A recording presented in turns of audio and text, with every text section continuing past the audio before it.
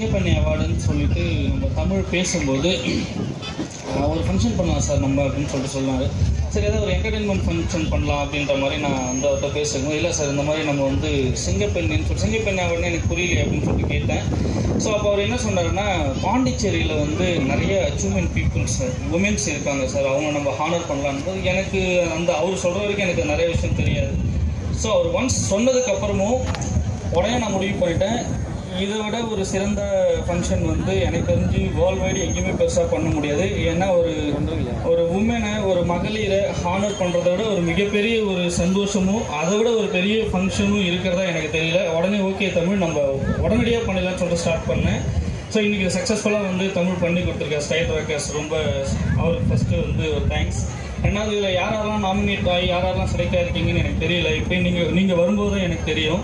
So யாரெல்லாம் இதில் வந்து செலக்ட் ஆகிருக்கீங்களோ அவங்க எல்லாருக்கும் என் மூலயமாவும் shopping.com நிறுவனத்தின் மூலயமாவும் நான் என்னோடய வாழ்த்துக்களை தெரிவிச்சுக்கிறேன். ஸோ இன்னும் நீங்கள் மேலும் நிறைய சாதனைகள் பண்ணணும். அடுத்தது இன்னும் அதிகபட்சமான விருதுகளை வந்து பார்த்திங்கன்னா எங்கள் கம்பெனியும் உங்களை வந்து ஹானர் பண்ணணும் நான் வந்து பார்த்திங்கன்னா இறைவனை வேண்டிக்கிறேன். ஸோ நான் இன்னும் டைம் எடுக்க விரும்பலை. ஸோ இன்னைக்கு